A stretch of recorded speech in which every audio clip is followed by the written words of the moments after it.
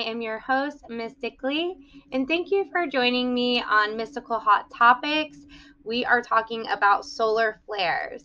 If you did not catch my live video with Jared, we talk a lot more in depth about solar flares and how it affects our daily lives. So if you haven't watched that, if you wouldn't mind checking that out, that would be great. Anyways, let's go ahead and get started a bit on what solar flares are, right? So we've got these pictures of the sun up because, it's like this big, giant, fiery, gassy ball, and it emits these flares off of it, right? Because it's like constantly moving. And normally it's not too big of a deal. Why? Because normally they don't come right out at us, at Earth, right? It hits all these other planets. But sometimes it does hit the planet Earth, right? And it creates this solar flare. Let's see here. So sometimes it'll shoot out a solar flare, even though this here is more what people call like a CME because it has all these other particles with it. But as you can see here, when it flares over to hit the Earth, we've got this magnetic field that's around our planet. And this magnetic field helps to protect us and keep us safe from all the radiation and all the other particles that are being shot out from the sun, right? If you're looking to ask some more questions, of course, you can visit the NASA website. Though if you watch my live video with Jared will tell you that there is quite some suspicious conversation talking about, is NASA really all that reliable when it comes to solar flares? Solar flares recently have picked up. Why? Because the Earth's magnetic field has dropped 28% according to Forbes magazine. Again, this seems like a pretty legitimate number. And what we're looking at is also some CME flares, right? So recently we actually have a CME flare that just got released. We can see that this is on the news here for Sunday, right? Solar flare expected to hit Earth within days, sparking power grid disruptions after a canyon of fire burst from the sun. Some of the other reports I read were talking about, some of the things to expect would be train delays. If you guys watched the live video, you would see that we had someone tune in from the YouTube channel who was notifying us that actually there are some train conductors that are going on strike on Monday. So, and this leads into a little bit more of what I was talking about with Jared, is sometimes when we're reading news about solar flares, how reliable is it?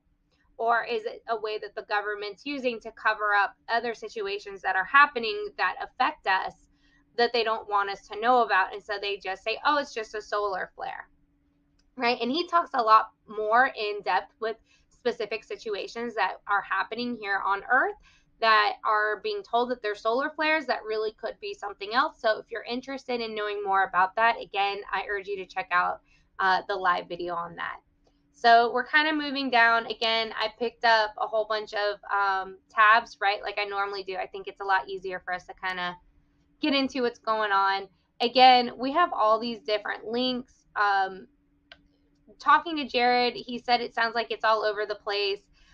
Even New York Post is talking about this big blackout that is scheduled to happen this Monday and this Tuesday. And to give you what today's date is, today is Sunday, July 17th. So they are predicting those blackouts for Monday, July 18th and Tuesday, July 19th. We're in the year 2022 for anyone who's watching this after the fact. That these are the 2 days that they're expecting for train stations to maybe go out, maybe some issues with the internet, some issues with your phones. If you're wanting to protect them, just kind of put them in some tinfoil was one thing we discussed, or a big lead box. Again, that's in the video I talked with Jared. So if you're looking for those types of details, I urge you to check out that video. But again, we're just looking at some of the local news that is talking about today, how solar flares are affecting us. And that is just today. The biggest event that has really affected humanity, and then here's the New York Post talking about this: giant sunspot threatens Earth as solar flare may cause blackouts.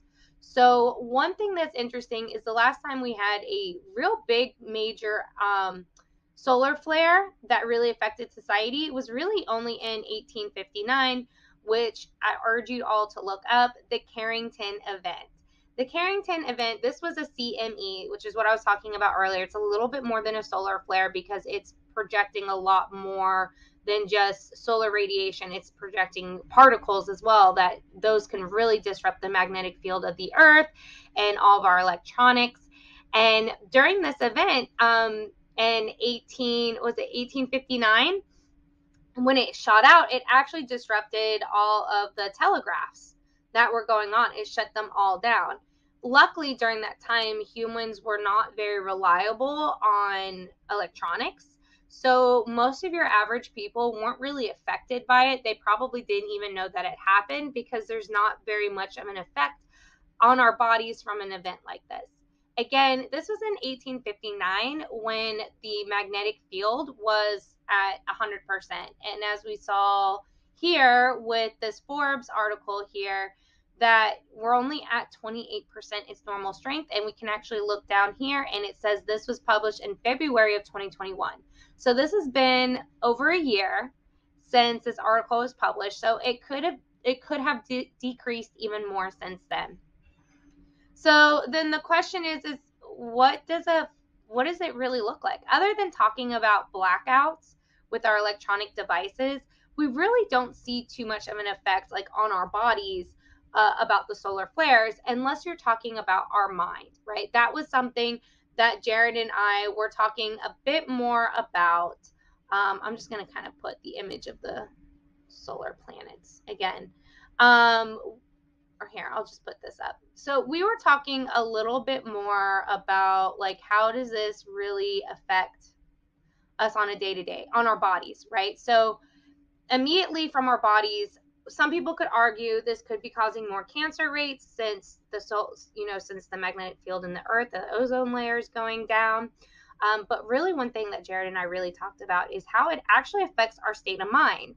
If you study these solar flares and how they've increased over time, they really started to increase about 10 years ago. And we can kind of study 10 years ago. That's when people start getting more sensitive about words, right? We kind of lose that mantra of sticks and stones might break our bones, but words will never hurt us, right? Now our minds were so sensitive. We're more prone to feeling negative.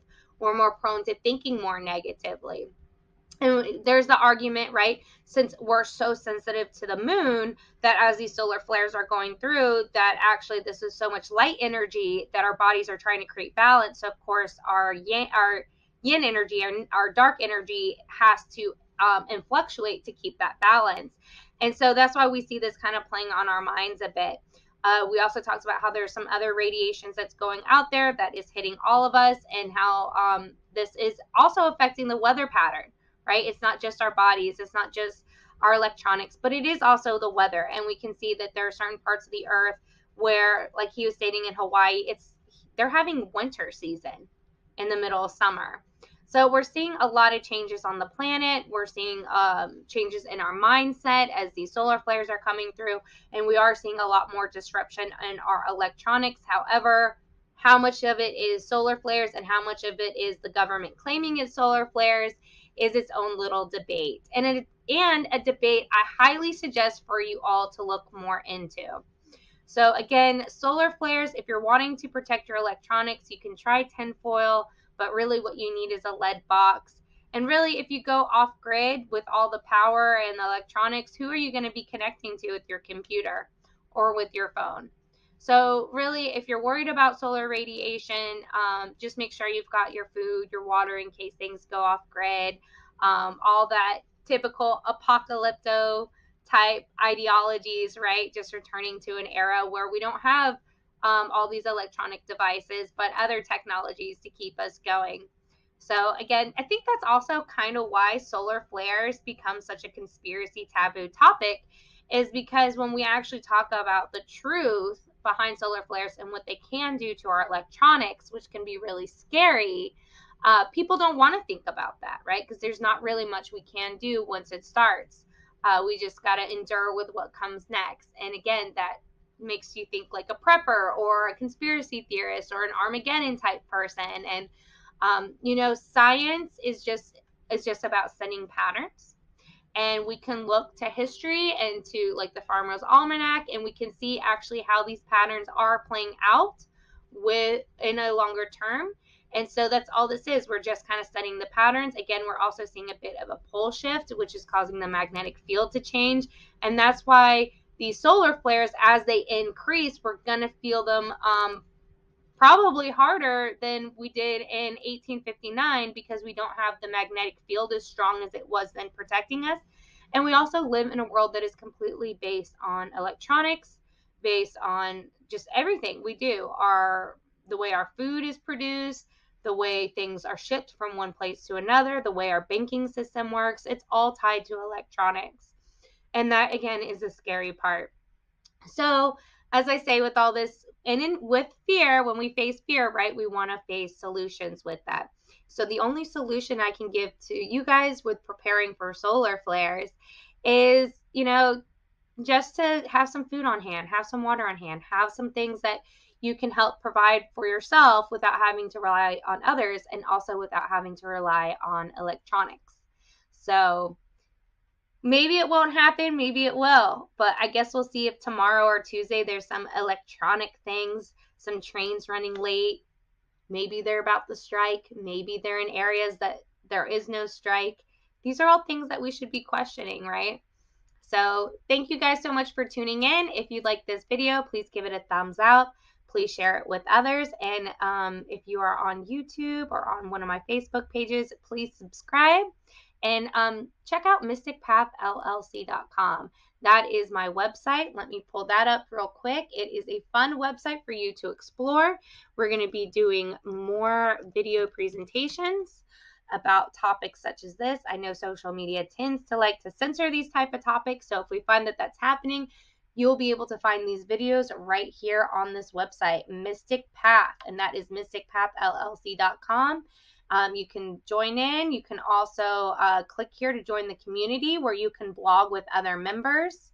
And I also host upcoming events as well. So we've got one coming up here for July 21st. That is this Thursday for those of you in the Marietta area. And that's going to be Tarot and Oracle. And then Thursday on August 4th, we're going to be doing a meditation meetup. You can also check out my show, Mastering the Shadows, through the Spirit Realm Network. I'm contracted with them. And we're going to just be talking about more of our shadow side and exploring that. And also I'll be doing free readings during that time so we can explore your shadows as well.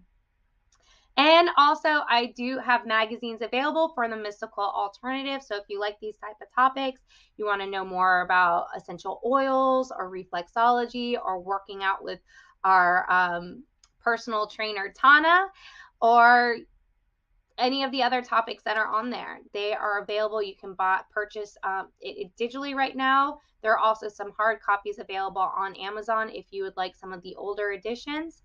I also now have coloring books available, also as a digital download, or you can buy the hard copy off Amazon. Again, that's all on my website.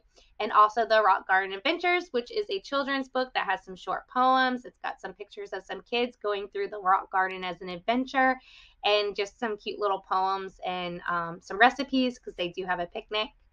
That's available, and some other magazines that I've written for and been part of. And again, our live videos are there. And if you're wanting to learn a little bit more about some mystical knowledge, there is more of that on the website as well. It's a website. It's meant for you to kind of fall into once you get started.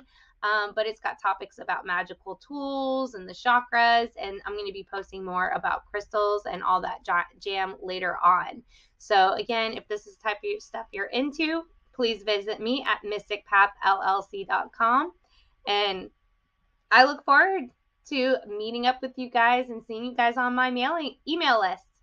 So take care until then. Thank you so much.